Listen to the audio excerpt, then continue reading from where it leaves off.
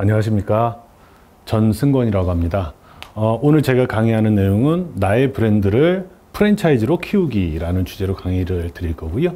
그 다음에 오늘 저희는 코로나 방역 수칙을 철저하게 잘 지키고 강의를 진행하고 있습니다.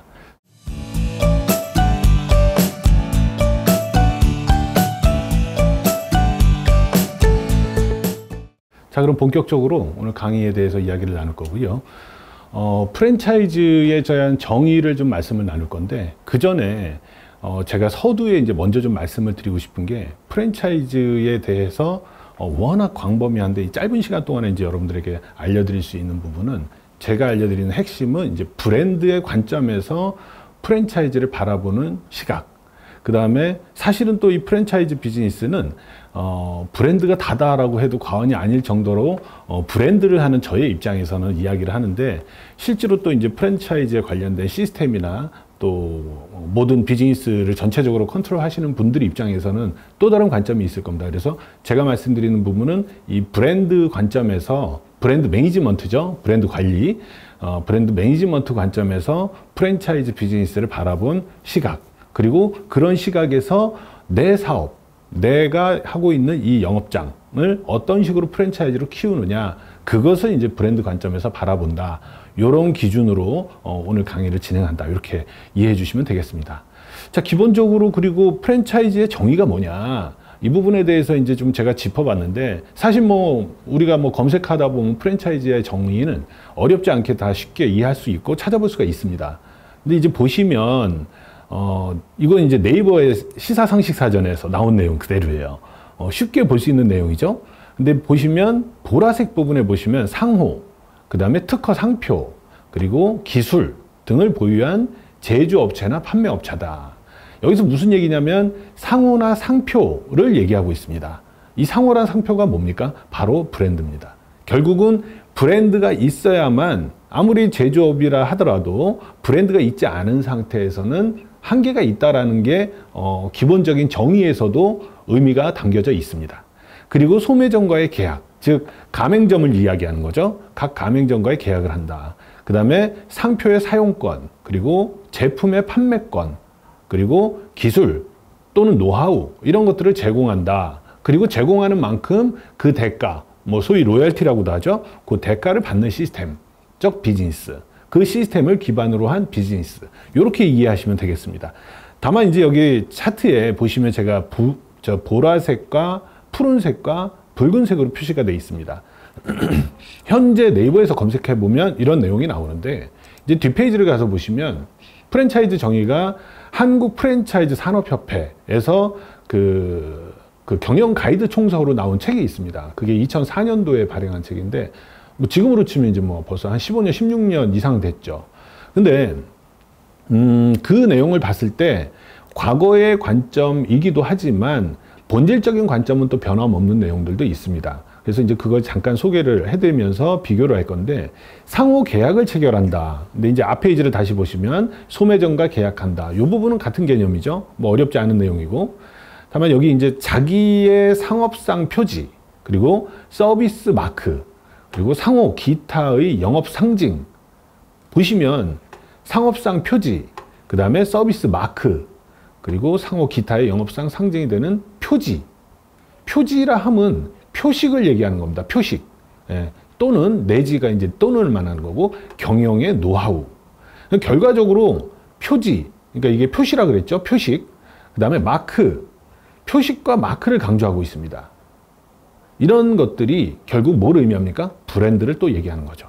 그래서 이 또한도 과거에도 이 브랜드에 대한 개념은 프랜차이즈에서 아주 대단히 중요했다. 이 부분을 알 수가 있겠습니다.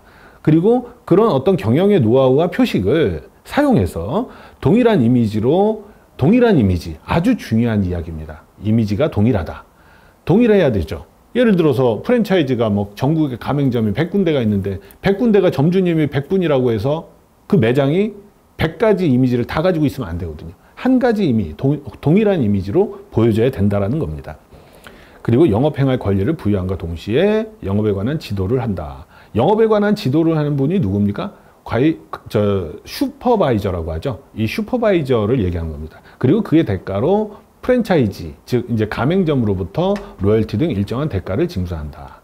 결과적으로 요즘에는 이제 뭐 로열티 없는 프랜차이즈 비즈니스도 많이 있는데 본질은 로열티를 받는 겁니다. 왜? 노하우를 제공하고, 노하우를 제공하는 건 뭡니까? 사업의 경험이 부족한 일반 개인이 내가 직접 가맹점주가 돼서 내가 가지고 있는 소자본의 금액을 투자해서 노하우를 전수받는다라는 게 본질적 정의라는 거죠.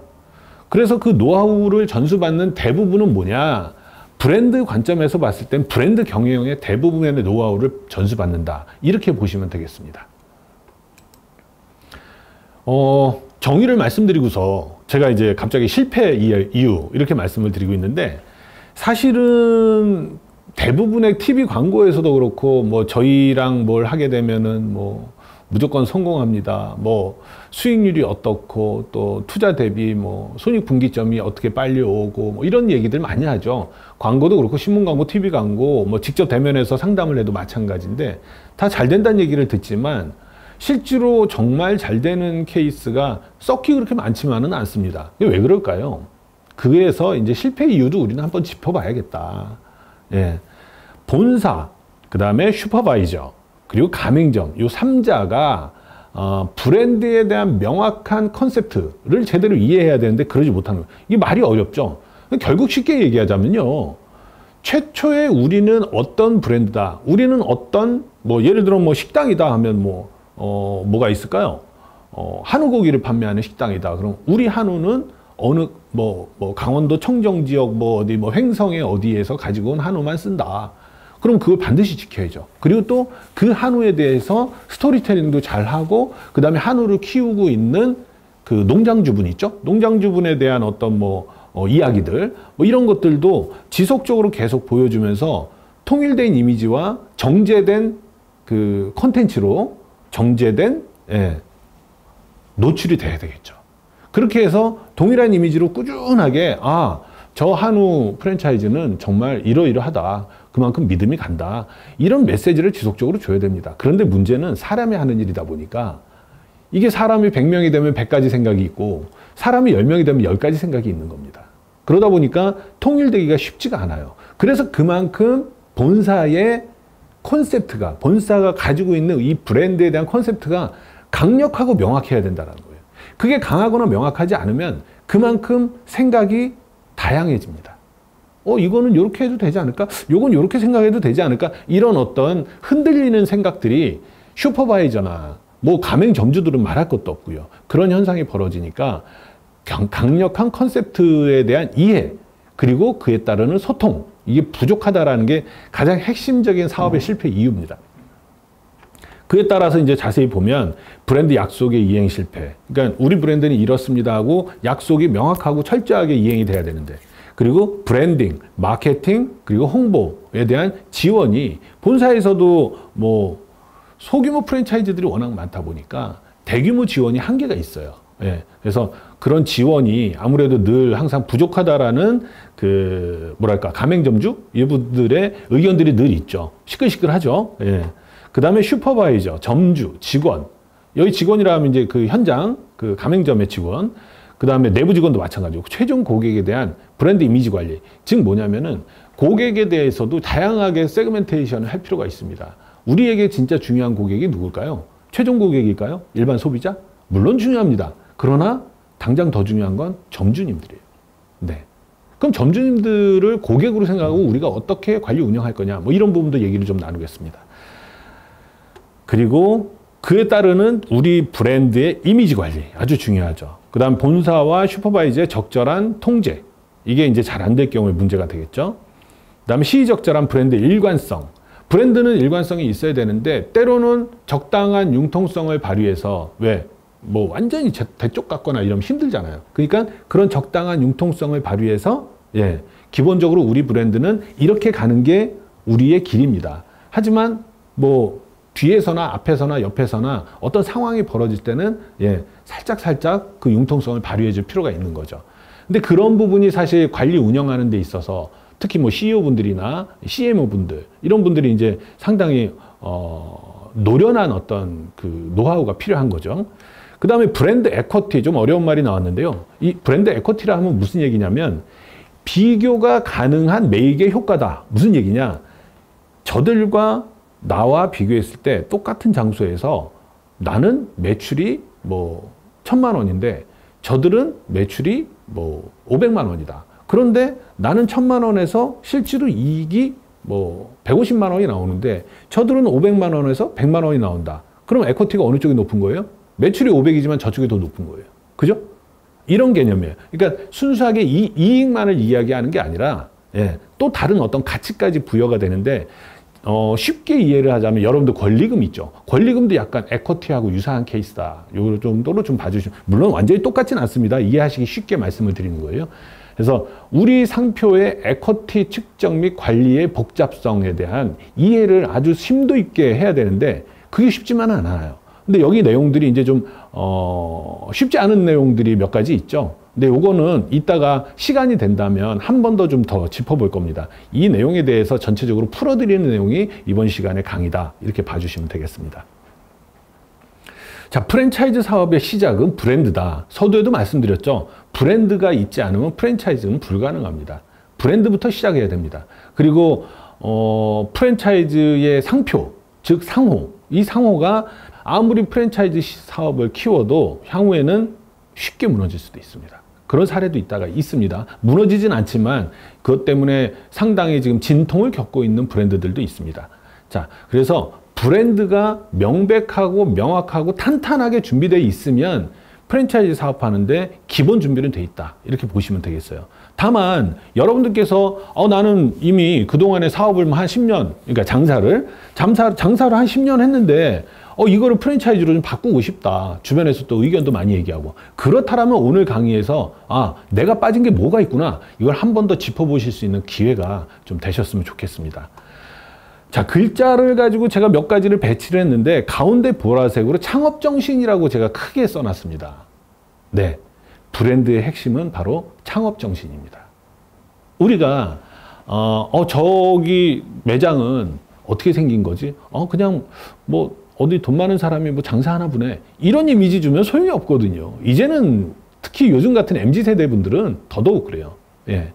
그래서 분명하게 내가 불과 창업한 지 1년밖에 안 됐어도 또는 몇 달 안 됐어도 내가 왜 이걸 창업하고 또 내가 왜 이것을 이 비즈니스, 이 사업을 하는지 이게 명확해야지 그게 나중에 전달이 될 수 있거든요. 이게 다 이야기가 되고 나의 철학이 되는 겁니다. 아무리 조그만 구멍가게라도 아무리 조그만 식당이라도 분명한 나만의 무엇 이게 있어야 된다는 거죠. 그게 이제 그 브랜드의 어떤 컨셉트하고 상당히 바로 매칭이 되는 이야기거든요. 그래서 창업 정신이 명확하게 있다면 왜 그런 창업 정신을 가지고 있는지에 대한 뒷 배경들, 역사가 있을 테고 철학이 있을 것이고 그 이야기들이 있을 겁니다. 이런 것들이 잘 모아져서 이름이 지어지죠. 그게 상표명 아니겠습니까? 그리고 그에 따른 컨셉에 따른 이 이름이 지어지면 컨셉도 잡혀 있겠죠? 그 정확한 컨셉이 잡혀 있으면 그에 따라서 우리는 서비스는 이 컨셉에 맞춰서 이렇게 한다. 우리의 이미지는 이런 분위기로 고객들에게 보여진다. 그리고 우리의 서비스의 사명감은 어떻고 직원들 마인드는 어떻고 이런 것들이 종합적으로 다 이루어지는 겁니다. 이 창업 정신이 명확하게 있지 않은 상태에서는 저런 주변의 모든 것들을 아무리 잘해봐야 남들 하는 거하고 똑같아요. 그럼 차별화가 안 됩니다. 차별화가 안 되면 한 번 정도 우리 매장에 오겠죠. 아무리 맛이 있어도 기억에 남아야 되거든요. 그 기억에 남는 건 반드시 차별화가 돼야 된다는 거고 그 차별화의 핵심 요건은 창업정신 그리고 창업주의 철학. 다시 말씀드리면 동네 구멍가게라도 창업정신은 있습니다. 뭐 그건 큰 회사만 있는 거 아니냐, 뭐 삼성그룹이나 LG그룹이나 이런 데만 큰 데만 있는 거 아니냐, 절대 아닙니다. 여러분 혼자 하시는 조그만 분식집이라도 철학은 있는 겁니다.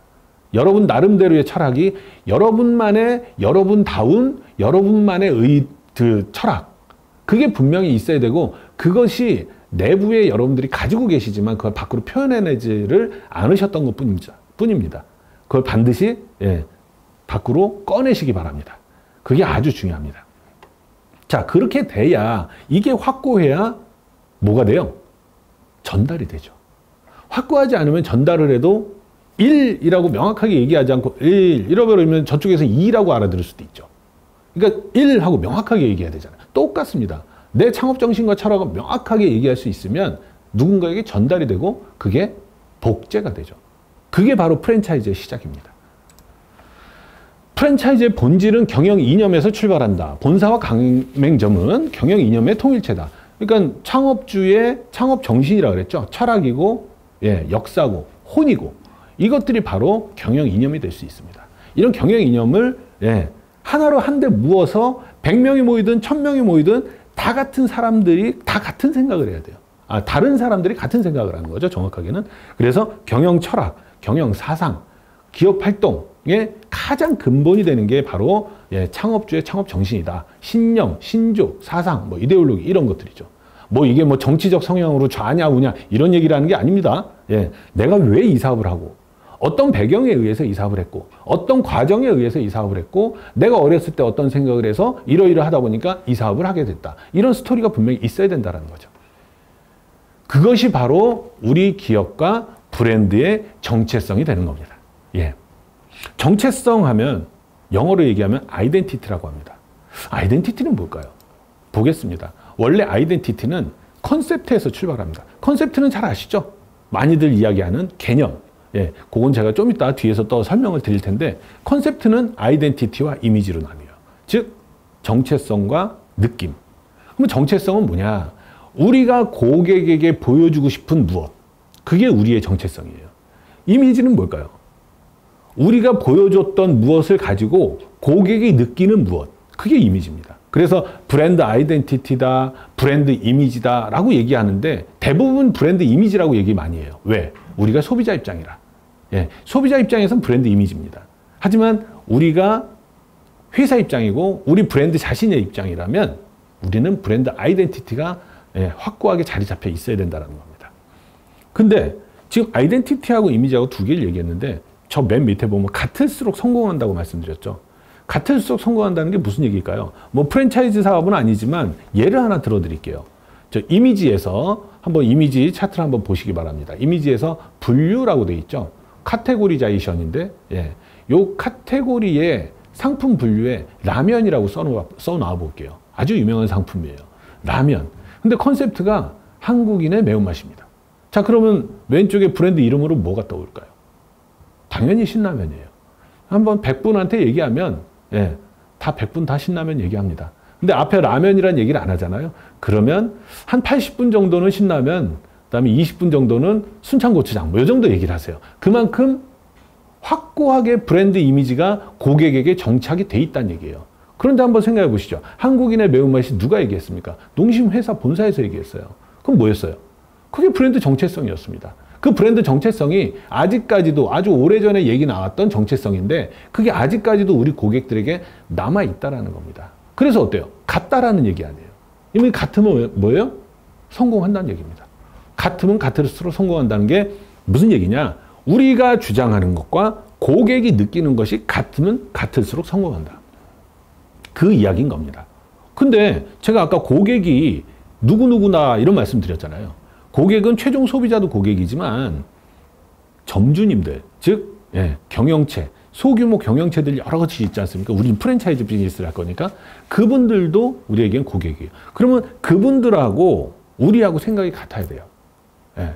그리고 그분들이 우리하고 생각이 같아야 최종 소비자, 최종 고객이죠. 최종 소비자들도 이 경영주 분들에 의해서 우리하고 똑같은 생각을 하게 만들어 주는 겁니다. 제가 뭐 이렇게 프랜차이즈 비즈니스에 대한 강의를 하는 자리에서 저 사람 말이 안 되는 소리를 하는 것 같다. 이런 느낌이 들을 정도의 한마디를 해드리자면, 예, 가맹점이 많으면 많을수록 사업이 잘 안 돼요, 프랜차이즈는. 그게 말이 됩니까? 가맹점주 찾는 프랜차이즈 사업인데? 그죠? 한번 생각해 보세요. 우리나라에서 가장 잘 되고 있는, 가장 지금도 오랫동안 급부상하고 있는 프랜차이즈가 뭡니까? 저는 단연 스타벅스라고 얘기하고 싶어요. 근데 스타벅스는요, 가맹점이 단 한 곳도 없습니다. 왜 그럴까요? 왜 직영점만 할까요? 그걸 한번 생각해 보시기 바랍니다. 지금 뭐예요? 모든 점포가 생각이 같다라는 얘기예요. 우리가 우리의 그 창업 정신서부터 우리의 그 정체성 이런 것까지 똑같이 전국 매장에 그대로 복자만 할 수 있다면 다 가맹점이어도 상관이 없습니다. 그만큼 우리의 정체성이 그대로 복제돼서 전파되는 것. 예. 왜? 그게 제대로 복제가 돼야 서비스, 그 다음에 고객을 대하는 어떤 느낌, 그 다음에 매장을 관리하는 어떤 정성, 진심, 이런 것들이 그대로 묻어날 수 있기 때문입니다. 자, 그래서 우리의 생각, 정체성과 고객이 느끼는 것, 이 같으면 같을수록 성공한다는 얘기 충분히 이해하셨을 겁니다. 근데 이제 제가 정체성과 이미지를 말씀드렸는데 그 위에 컨셉이 있잖아요. 컨셉 안에 정체성이 있고 이미지가 있다. 근데 컨셉이 뭐냐? 우리말로 개념이에요. 한자로도 써 있죠. 나만의 명확한 정체성, 우리 브랜드만의 명확한 정체성을 만들고 그것을 시각화한다는 거예요. 그게 개념화입니다. 예. 여기 쌀 대박이 있습니다. 이 쌀 대박이 있는데 아마 좀 연배 있으신 분들 아실 텐데 옛날에 어렸을 때 쌀집에서 쌀을 살 때 저 대박에 퍼서 이렇게 봉투에 담아주고 그랬었죠. 예. 아마 70년대 이럴 때. 근데 어떤 사장님들은요, 대를 딱 쌀을 푸잖아요. 그럼 이렇게 싹 걷어내는 분들이 계세요. 예. 어떤 사장님들은 그냥 퍼서 그냥 바로 인심 후하시니까 퍼주시는 분이 계신가 하면 어떤 분들은 쫙 걷어냅니다. 이 걷어낼 때 쓰는 막대기가 있어요. 그 막대기가 뭐냐? 평미래라고 합니다. 평미래. 예. 평미래인데 요런 막대기죠. 예. 저 막대기, 저 평미래가 한자로 얘기하면 개라고 합니다. 그게 뭐예요? 우리가 개념이라고 얘기했던 개하고 평미래를 한자로 표현한 개하고 같은 한자예요. 무슨 얘기예요? 개념은 즉 생각념자잖아요. 생각을 걷어낸다는 뜻인 거예요. 생각에 뭘 걷어내요? 예. 잡념을 걷어내는 게 개념이에요. 따지고 보면. 예. 잡념을 걷어내고 핵심적 생각만 한다. 그게 개념이에요. 그래서 저 친구 개념 없네. 뭐 이런 얘기하는 게 저 친구 생각이 없다. 이런 얘기예요. 생각이 없어서 없는 건가요? 아니죠. 생각이 너무 복잡하거나 쓸데없는 생각이 많다 보니까 생각이 없다라는 거죠. 쓸데없는 생각이 아니라 딱 필요한 것만 취하는 것. 그게 개념화입니다. 그게 영어로 얘기하면 컨셉트라는 거예요. 그럼 우리는 그 컨셉트를 잘 잡으려면 무엇을 해야 될 것이냐? 그게 바로 앞서 얘기했던 아이덴티티, 즉 정체성, 그리고 고객이 느끼는 이미지, 우리의 느낌. 요것들을 잘 선별하고 찾아내고 만들어 가야 된다는 거죠. 그게 어디서 이루어집니까? 모든 것은 다 매장 현장에서 이루어집니다. 자, 매장은 말씀드렸죠. 식당이 됐든 뭐 편의점이 됐든 다 매장이잖아요. 예. 그런데 그럼 여러분들은 뭘 팔 계획이셨습니까? 아니면 지금 뭘 팔고 계십니까? 무엇을 파실 계획이신지 또는 지금 뭘 팔고 계시는지 한번 생각들 해보시기 바랍니다. 예. 뭐 댓글창에 댓글 좀 써주시면 또 좋겠습니다. 예. 자, 그래서 제가 뭘 팔고 계시냐 이렇게 질문을 드렸는데 실제로 여러분들이 파시는 건 다양하겠죠. 뭐 농산물 파시는 분도 계실 테고 또 나는 뭐 세탁업을 하고 있는데 야, 우리 세탁업이 반응이 괜찮아서 이것도 프랜차이즈로 생각해 볼래. 크린토피아 뭐 걔네들 하는 것보다 우리가 더 잘할 수 있는데 뭐 이런 생각을 한다거나 그죠? 예. 아니면 내가 지금 뭐 중국 음식을 배웠는데 짬뽕이 정말 우리 매장에 짬뽕이 너무 맛있어. 그럼 이걸 짬뽕 전문 매장으로 한번 키워볼까? 뭐 이런 생각도 하실 수 있잖아요. 자, 그러면 좋습니다. 짬뽕에 대해서 얘기 나왔으니까 짬뽕을 판다면 그럼 여러분들은 짬뽕을 프랜차이즈화 하실 거라면 무엇을 팔고 계십니까에 대한 질문에 저는 짬뽕을 팝니다. 이렇게 얘기하실 겁니까? 물론 맞았습니다. 틀리지는 않습니다. 자, 그러나 지금부터 이야기해 드리는 거는 우리가 한번 생각을 좀 해봐야 됩니다. 짬뽕만 팔아서는 안 된다라는 얘기입니다. 예. 자, 컨셉트. 계속 제가 말씀드렸죠. 개념하다. 독특함, 특이함, 차별화된 무엇, 남과 다른 무엇, 또는 남한테 없는 나한테만 있는 무엇. 이것을 찾아야 돼요. 그걸 파는 겁니다. 왜? 동네 짬뽕 파는 집이 한둘입니까? 요즘에는 또 뭐 배달의 민족 뭐 이런 것들 때문에 요 동네에서만 파는 게 아니라 저기 뭐 옆 동네에서 파는 것도 배달이 되잖아요. 그럼 이제 이 동네 안에서 아무리 뭐 내가 짬뽕을 뭐 많이 해도 바로 옆집에도 짬뽕집이 생길 수 있는 거예요. 그죠? 내가 분식집을 하고 김밥집을 하는데 바로 옆집에 김밥집이 생기지 않으리란 보장이 있습니까? 정 뭐예요? 결국은 바로 옆집에 김밥집이 생겨도 나만의 독특한 무엇, 남들에게 없는 나만이 가진 무엇, 나다운 무엇, 이것을 가지고 있다면요, 프랜차이즈 하셔도 되고, 또 지금 여러분들 독립 매장으로도 충분히 잘 되실 수 있습니다. 근데 이제 이걸 프랜차이즈를 하려면 더 이게 중요하다는 얘기가 왜 그러느냐. 나는 내 매장 하나만 하면 되잖아요. 그러나 우리 가맹점주분들은 어때요? 이쪽에도 낼 거고 저쪽에도 낼 거고 이쪽에도 낼 거고 전국 각지에다 다 낼 텐데, 수많은 지역마다 우리 김밥집 또는 우리 짬뽕집만의 차별화된 우리다운 그 무엇이 명확하게 있다면 전국 어디에다가 가도 뭐 상권 이런 건 필요 없어요. 물론 상권 되게 중요합니다. 제가 상권을 무시한다는 얘기가 아니에요. 다만 이게 명확하게만 잡혀 있다면요, 상권이 좋지 않아도 그 동네 상권이 좋아진다, 이 얘기를 하는 겁니다. 예. 결국은 나만의 독특함, 남과 다른 무엇, 이게 아주 핵심이라는 거죠. 그걸 우리는 팔아야 되는 거예요. 좀 더 얘기를 좀 들어가 보겠습니다. 내 브랜드를 프랜차이즈 브랜드로 키우기 위한 준비가 필요합니다. 준비. 그런데 이제 이런 수치가 나오네요. 맥세스 컨설팅이라고 프랜차이즈 산업 쪽에 이제 많이 컨설팅하는 회사에서 나온 자료인데, 올해 6월 14일에 직영점이 없는 브랜드가 61.6%랍니다. 물론 대기업은 빠진답니다. 매출 2조 원 미만 브랜드. 매출 2조 원이면 뭐 대기업 수준 이상이니까. 그래서 2020년 12월에 나온 자료인데 2조 원 미만 브랜드 중에서 직영점이 없는 곳이 60%가 넘어요. 10군데 중에 6개가 직영점이 없다는 얘기입니다. 이게 무슨 얘기일까요? 제가 앞서 말씀드렸죠. 나의 매장, 내 직영점을 하나 이상은 가지고 있어야 돼요.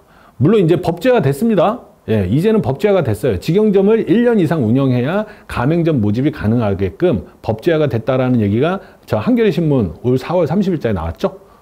법제화가 됐지만 법이 아니더라도요, 직영점을 한 번도 운영해보지 않고 프랜차이즈를 한다? 이건 어불성설이에요. 절대 오래갈 수가 없습니다. 사상 누각이 된다는 얘기예요. 프랜차이즈 직영점 운영 브랜드가 늘어난다. 네, 실제로 그래야 된다라는 거 이제 많이들 느끼셨기 때문인 거죠. 그 다음에 매일경제 뭐 7월 28일 거 보면 서울시 등록 프랜차이즈 브랜드 절반은 5년 이내에 사라진다. 왜 그럴까요? 직영점 하지 않고, 명확한 컨셉 잡혀 있지 않고 그냥 영업적 관점으로 접근했기 때문입니다. 영업적 관점? 영업적 관점이 뭔데 그럴까? 한번 비교해 보겠습니다. 영업은요, 발품을 투자하는 거예요. 내가 상품을 팔아야 되면 열심히 돌아다니면서 발품 다 팔아야 되잖아요. 그런 개념이에요. 물론 내가 뭐 우리 매장이 있는데 뭘 돌아다녀? 매장 안에서도 뭐 발품 팔기 뭐 전단도 하고, 그 다음에 안에 오면 최대한 고객들한테 정성을 들여서 하죠. 근데 정성을 들여서 하는 거예요. 전략은 안 들어있습니다. 그게 문제예요. 영업이 한계가 있다는 거죠. 즉 영업은 발품을 투자하고 상품 자체에 집중하는 거예요. 판매하는 행위예요. 영업은 개념적으로 말씀을 드리자면 우리 상표, 매장, 상품을 무조건 홍보하고 알리고 설명하고 맛있어요, 가격 싸요, 가성비 좋아요, 이런 얘기하는 게 바로 영업이에요. 좀 더 그럼 한 단계 위로 가볼까요? 마케팅입니다. 마케팅은 저기 영업에는 이제 상품 자체에 집중한다는 게 영업의 기본 개념이고, 마케팅은 뭡니까? 우리 매장에 방문하는 고객에게 집중하는 게 마케팅입니다. 비용이 좀 투자가 돼야 돼요. 왜? 광고를 해야 되니까. 판매를 촉진해야 돼요. 프로모션이죠. 그래서 지정 고객은 이제 타겟이라고 하죠. 타겟 고객을 대상으로 집중적으로 광고하고 홍보하고, 물론 광고하고 홍보하는데 전략이 빠지면 안 되겠죠. 그럼 마케팅 전략이 필요한 거예요. 근데 마케팅 전략의 베이스는 뭐가 있습니까? 기초는. 그게 바로 브랜드예요. 뭐가 더 중요하다, 안 중요하다가 아니라 기초, 핵심. 예를 들어서 우리 몸에 중요하지 않은 게 뭐가 있습니까? 다 중요하죠. 하지만 심장도 중요하죠. 근데 심장은 물리적인 거예요. 근데 마음도 중요한 거죠. 브랜드는 우리 사업의 마음 같은 겁니다. 머리가 아니라 마음 같은 거예요. 우리의 정신, 그리고 우리가 가고자 하는 어떤 길, 이런 것들을 제시해 주는 게 브랜드예요. 그래서 그 브랜드의 정체성 또는 브랜드의 컨셉, 이게 명확하게 잡혀 있으면 마케팅이 수월해지고 영업도 수월해지는 겁니다. 근데 브랜드 없이 마케팅과 영업만 한다. 뭔가 모르게 한계가 생겨요. 또는 마케팅이나 브랜드 없이 영업만 한다. 그건 더 한계가 있다는 거죠. 그러니 베이스에 브랜드를 깔고 그 다음에 마케팅 전략을 하시면 훨씬 더 날개 닿듯이 잘 되실 거고, 그러면서 영업도 잘 하신다면 완벽해지는 거죠. 그러니까 어느 것 하나 필요 없는 게 없지만, 특히 가장 우선적으로 먼저 좀 준비하셔야 될 게 우리 브랜드의 컨셉이다. 이 말씀을 좀 드리고 싶은 겁니다. 왜? 브랜드는요, 고객에게 사세요 하는 게 아닙니다. 예. 그리고 저희 상품이 뭐 어떻게 좋습니다. 뭐가 맛있습니다. 이렇게 얘기하지도 않습니다. 그냥 고객이 알아서 전파하게 만들고 고객이 알아서 우리 매장에 오게 만드는 것이 그게 브랜드의 힘입니다. 왜? 고객이 우리의 이 소울을 이해하기 때문인 거죠. 우리의 마음을 이해하기 때문입니다. 우리의 마음을 이해할 수 있게끔 만들어주는 게 바로 브랜드 컨셉트라는 거죠. 우리의 정체성과 이미지를 일관성 있게 꾸준하게 실행하고 알리는 일. 우리의 철학, 신념, 신조 이런 것들이죠. 그래서 시간이 좀 필요합니다. 돈도 필요하겠지만 시간이 더 필요합니다. 시간이 돈이죠, 물론. 예. 그리고 우리 브랜드의 정체성을 만들려면 스토리에 집중해야 됩니다. 그래서 영업 마케팅 브랜딩에 대한 개념적인 부분을 이 자리에서 좀 잘 이해하셨으면 좋겠습니다. 자, 정체성에 대해서 좀 더 한번 분석을 좀 해볼게요. 이게 제가 이제 원론을 접근해서 이따가 좀 실무적 자원과 실 사례를 좀 케이스를 좀 말씀을 드릴 건데 이 원론적인 거를 왜 알아야 되느냐? 왜? 여러분들은 지금 사업에 노하우가 많으신 분들 10년, 20년, 30년 하신 분들도 계실 수 있어요. 난 노하우가 많아. 내가 뭐 저런 걸 다 뭐 실무적인 것만 알면 됐지. 원론적인 거 뭘 알아야 돼? 물론 맞습니다. 그러나 실무적인 걸 하다 보면 내가 왜 이런 거 있잖아요. 사람이 아는 만큼 본다고. 그래서 내가 아는 것만 보게 돼 있어요. 그런데 원론을 하다 보면 저건 내가 생각 못했던 건데 다음부터는 저 부분도 좀 공부해야겠다. 이런 마인드가 생깁니다. 그래서 제가 원론을 좀 먼저 말씀을 드리는 거예요. 정체성은요. 3가지가 있습니다. 첫째, 눈으로 보이는 정체성. 왜 지금 여러분들도 물론 오프라인이 아니라 온라인상에서 화면상에서 저를 보셨지만 저 친구 뭐 하는 사람이야? 왜? 뭐 생긴 거, 그 다음에 옷차림, 인상, 표정, 말투 이런 것들 다 보시잖아요. 예. 그런데 첫인상 딱 보자마자 3초 그게 VI, 비주얼 아이덴티티라고 합니다. 눈에 보이는 정체성이에요. 그거 한 3초면 알 수 있어요. 그 다음에 뭐예요? 지금 한 몇십 분 지났죠? 알 수 있는 게 비헤비어 아이덴티티, 행동. 저 친구가 표정이 어떻고 말투가 어떻고 이런 것들. 그 다음에 생각은 이제 뭐 같이 소주 한잔 해봐야 알 수 있는 그런 내용이죠. 자, 그런데 우리의 그 MI, 즉 마인드 아이덴티티예요. 생각의 아이덴티티. 이건 경영 철학, 기업가 정신. 그 다음에 감성적인 어떤 메타포가 뭐예요? 은유. 그러니까 우리의 짜장면을 뭘로 은유한다 이거죠. 뭔가로 표현한다라는 거죠. 왜 뭐 화장품을 파는 게 아니라 뭐 아름다움을 팝니다. 이런 얘기 했고 또 뭐 스타벅스는 커피를 파는 게 아니라 뭐 커피를 뭐 문화를 팝니다. 뭐 공간을 팝니다. 이런 얘기 많이 하잖아요. 지금 뭐예요? 그런 어떤 메타포가 필요하다라는 거예요. 우리 브랜드에는. 그게 그냥 동네 김밥이라도 그 메타포만 있다면요. 동네 김밥인데도 미국 뉴욕에서도 먹고 싶어 할 수 있습니다. 그게 메타포의 핵심이에요.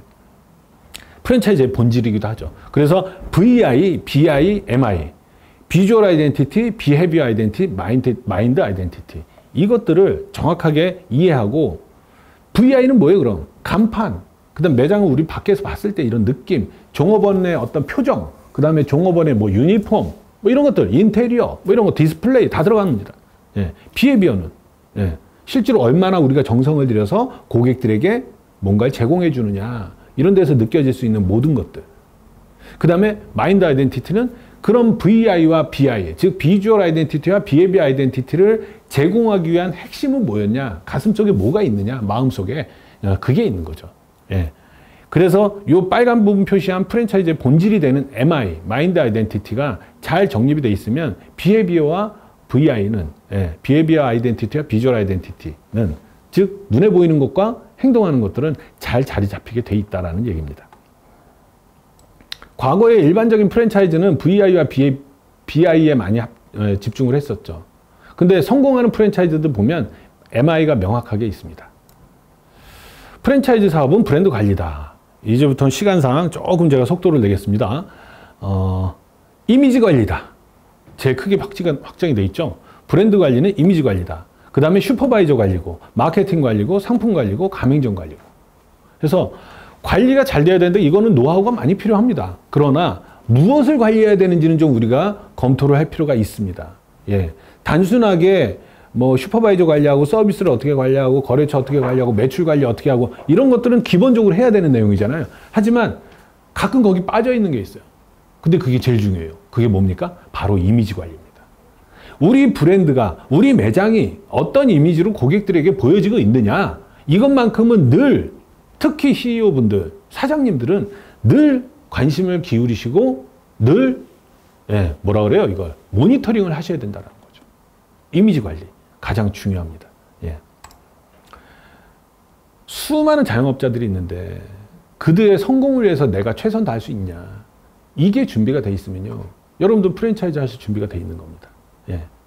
그거 이외에 또 필요한 게 뭐 상표, 교육, 고객에 대한 개념, 그 다음에 시스템, 가맹점 관리, 동질성, 책임 뭐 이런 것들이 있는데 이거 다 말씀 나누긴 힘들어요. 하지만 중요한 건 여러분들께서 내가 매장을 하나를 더 내더라도 그 한 매장의 사장님을 위해서 내가 최선을 다할 수 있는 준비가 돼 있냐는 겁니다. 그게 프랜차이즈의 본질이에요. 사실 그게 명확하게 잡혀 있고 그걸 가맹점주분들이 이해만 제대로 해준다면요, 여러분들 프랜차이즈 사업은 그냥 분명히 잘 됩니다. 승승장구하실 수 있습니다. 그 진심만 제대로 전달이 된다면. 이게 뭐예요? 그래서 역지사지가 되게 필요하다라는 겁니다. 가맹점주 입장에서 역지사지로 우리 브랜드는 가맹점주가 어떻게 보고 있느냐, 그 다음에 일반 소비자들은 우리 브랜드를 어떻게 보고 있고, 그래서 가맹점주들에게 어떻게 교육을 시켜야 소비자들에게 우리 브랜드의 정체성을 제대로 인지시킬 수 있겠느냐. 매장 현장에서 잘 못하면 소용이 없거든요. 그래서 대기업 프랜차이즈들도 뭐 저 같은 사람 불러다가 이런 강의를 요청을 하세요. 많이들. 그게 뭐 식품이든 화장품이든 그게 어떤 거든 다양한 상품들이 있지 않습니까? 그러면 무엇 때문에 제일 고민하는 줄 아십니까? 그분들하고 이제 그 강의 요청하시는 뭐 이런 분들이 이제 말씀하시는 게 결국은 슈퍼바이저들 관리를 제일 신경 써요. 왜? 뭐 점주님들을 대상으로 직접 할 수는 없죠. 물론 이제 오늘같이 뭐 온라인으로 한다면 가끔 점주님들을 대상으로, 전국 점주님들을 대상으로 할 때도 있는데 기본적으로 핵심은 슈퍼바이저들 관리예요. 그럼 슈퍼바이저 분들에게 어떻게 점주님들을 이끌어야 할 것이냐.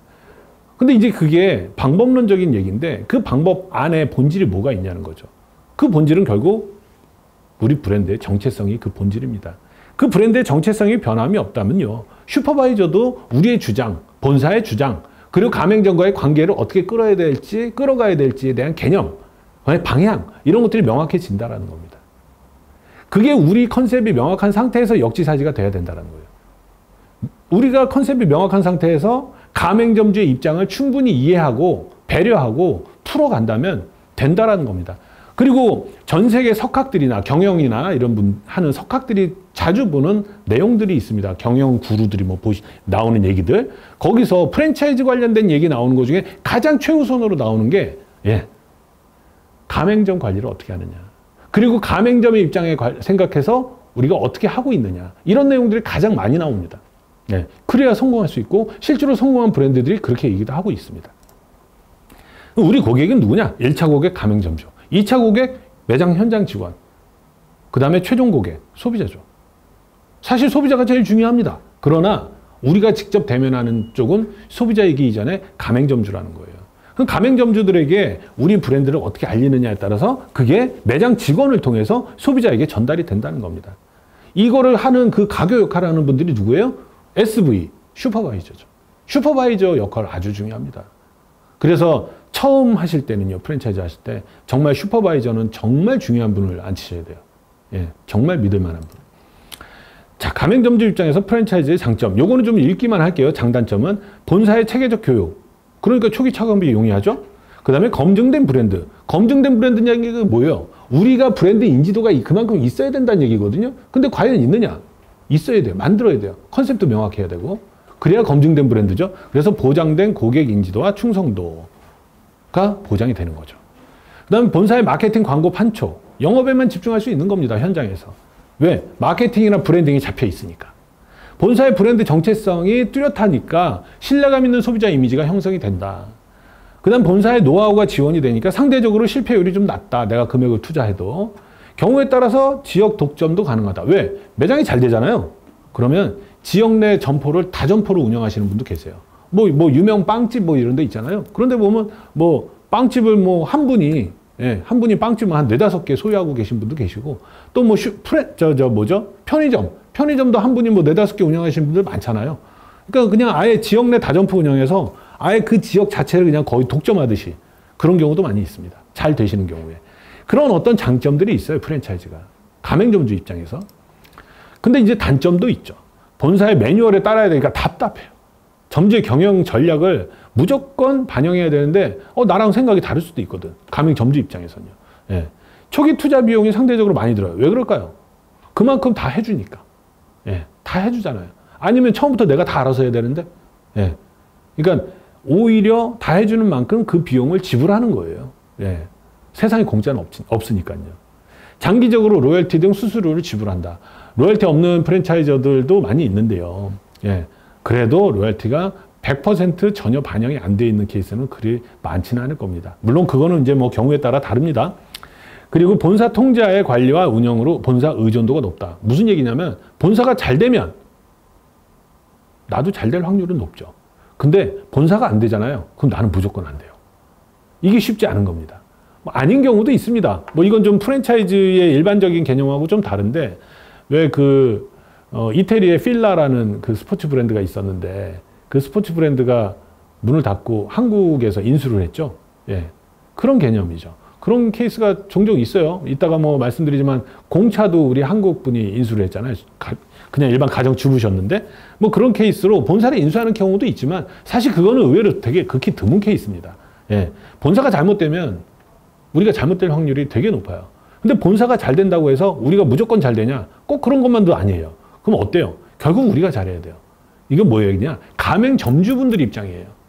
그래서 가맹점주분들과 그 다음에 그 본사와 이 소통이 정말 중요합니다. 예. 본사 어려워질 때 직접적인 영향을 받는다. 이런 장단점이 있습니다. 근데 사실은요. 의외로 근데 대부분 가맹점주분들은 다 필요 없고 예. 그래서 얼마 버는데 이게 중요한 거예요. 그러니까 자꾸 이제 이쪽으로 많이 얘기하시는데 물론 필요합니다. 그분들의 니즈와 원치니까. 그분들이 원하는 게 뭔지를 명확하게 제시하고 그걸 제시한 만큼 효과를 받을 수 있습니다. 효과를 낼 수 있어요. 단 아무리 그렇다 하더라도 우리 브랜드의 정체성만큼은 반드시 지켜가시기 바랍니다. 그러면서 얼마 버는데 이걸 얘기할 필요가 있죠. 자, 내 브랜드를 프랜차이즈화하는 핵심 요건은 본점을 경영하는 건 기본이고 지금까지 하셨으니까 10년 하시든 20년 하시든 그럼 거기에 프랜차이즈 경영이 포함돼야 돼요. 제가 이제 이해하시기 쉽게 영어로 이렇게 써놨는데 이게 영어 앞부분을 하면 맵시라는 발음이 나와요. 좀 외우시면 좋으실 것 같아요. 뭐 외우신 게 중요한 게 아니라 마음으로 이해하셔야 돼요. 첫 번째 매니지먼트, 운영 및 관리. 두 번째 에듀케이션, 교육 중요하죠. 노하우를 교육 및 전수하고 복제시켜야 되니까. 그 다음에 어널리시스, 철저한 상권 입지 분석. 예. 그 다음에 프로핏, 이윤 창출이 제일 중요하죠. 특히 가맹점 입장에서. 시스템, 매뉴얼화 해야 돼요. 예. 고객이 느낀 우리 브랜드의 평판.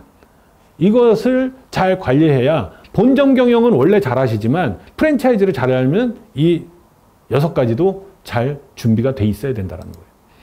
차트를 보면요. 왼쪽에 독립매장 브랜딩은 이렇게 하시면 돼요. 내가 빵을 판다. 그러면 상품 파는 거예요. 근데 빵을 파는 공간, 디자인, 사람, 역할, 지역, 분위기, 느낌 이게 다 속해 있는 거예요. 그게 우리가 파는 겁니다. 예. 식당, 의류매장, 과일가게 다 마찬가지입니다. 화장품 매장, 정육점 다 똑같아요. 그거를 잘 엮어서 우리의 컨셉트로 만들어내는 건데 여기까지는 독립매장 브랜딩이에요. 근데 옆에 수많은 단계를 거쳐서 아주 까다로운 과정들이 있는데 그게 앞서 말씀드렸던 6가지. 그런데 그 중에 하나가 빠져 있습니다. 그게 뭡니까? 어널리시스, 분석. 왜 빠져 있을까요? 분석은 앞에서 어느 정도 했거든. 사실은요.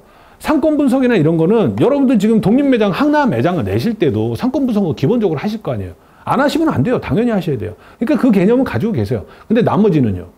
스케일이 달라요. 네, 그걸 꼭 기억하시기 바랍니다. 그래서 프랜차이즈 브랜딩은 요 정도다. 근데 이게 폭으로는 되게 좁게 표현되어 있지만 사실 독립매장 브랜딩보다 몇 배 더 장대하고 넓게 생각을 하셔야 됩니다.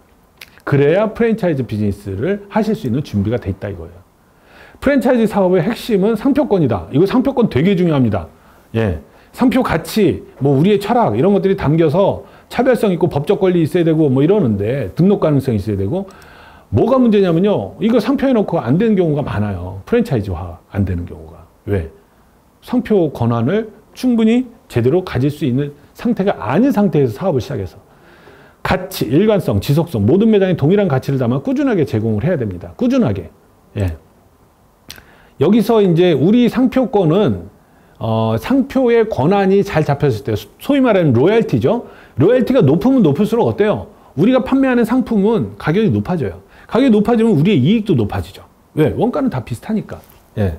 아주 특제 뭐 쓰는 게 아닌 이상은 원가는 기본적으로 다 비슷해요. 그럼 결국은 우리의 상표권은 가치에 의해서 나오는 거고, 이게 약간 앞서 말씀드렸지만 저거랑도 비슷해요. 에쿼티 뭐 또는 뭐 권리금 이런 것들하고도 비슷한 거예요. 눈에 보이는 것들 계산하기 쉽게는. 근데 눈에 안 보이는 게 훨씬 더 많습니다. 고객의 만족감과 기대감, 그 다음에 그에 따르는 일관성과 지속성, 그게 뭘로 의해서? 내 명확한 매장의 컨셉트, 당장 매출보다 얼마나 많은 사람들이 우리 매장을 기억해 주느냐, 또 다시 찾아올 거냐, 이게 중요한 겁니다. 예.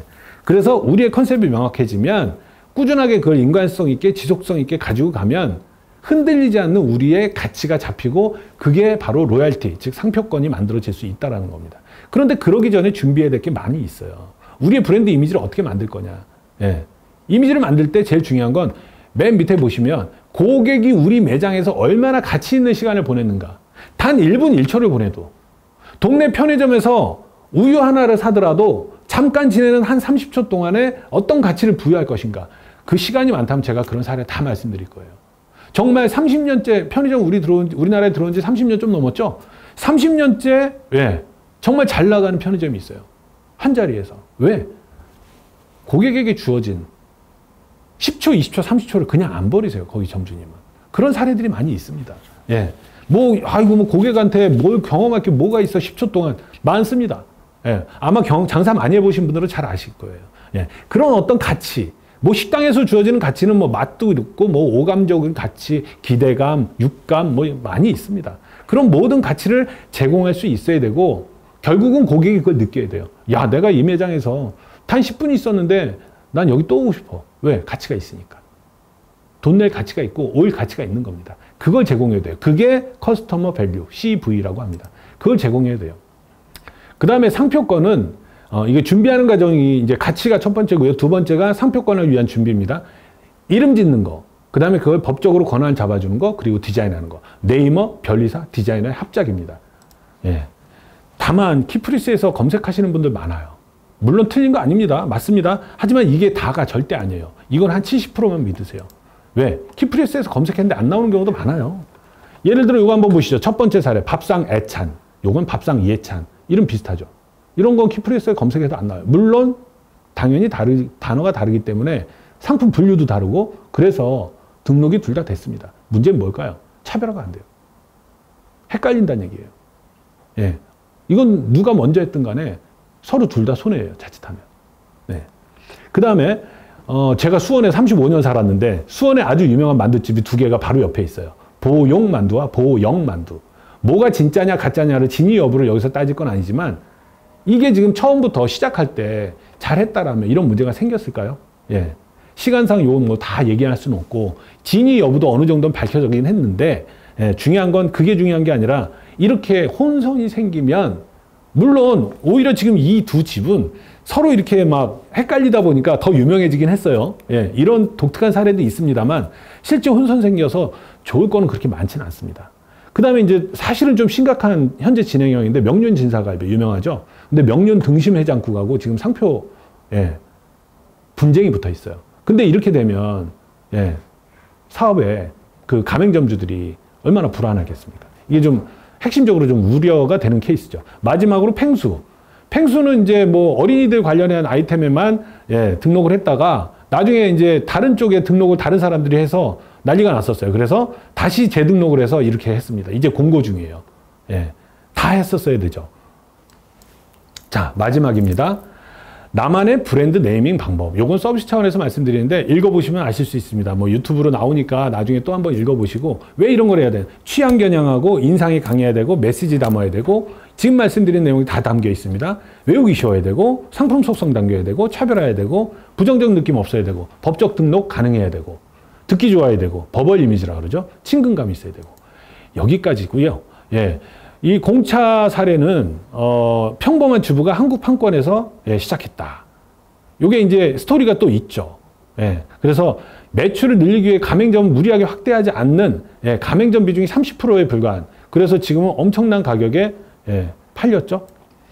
놀부도 엄청난 가격에 외국 회사의 사모펀드에 팔렸습니다. 1987년에 골목집으로 시작했었는데 5평짜리 보쌈 가게가 이렇게 커졌습니다. 이게 뭐예요? 창업주의 철학이 명확하게 있었기 때문입니다. 결국은 여러분의 철학이 브랜드의 철학입니다. 첫 매장부터 프랜차이즈를 감안하시면 좋고요. 명확한 콘셉트 설정하고 고객이 느끼는 우리만의 가치를 명확하게 잡고 이를 상표에 담아서 법적 권한까지 부여받을 수 있게끔 준비하시는 것. 이게 중요한 내용이겠습니다. 여기 이제 45분 동안 수업 들으시느라고 고생 많이 하셨고요. 혹시 이제 질문사항 있으시면 댓글로 남겨주시기 바랍니다. 이 자리에서 마치겠습니다. 감사합니다. 수고하셨습니다.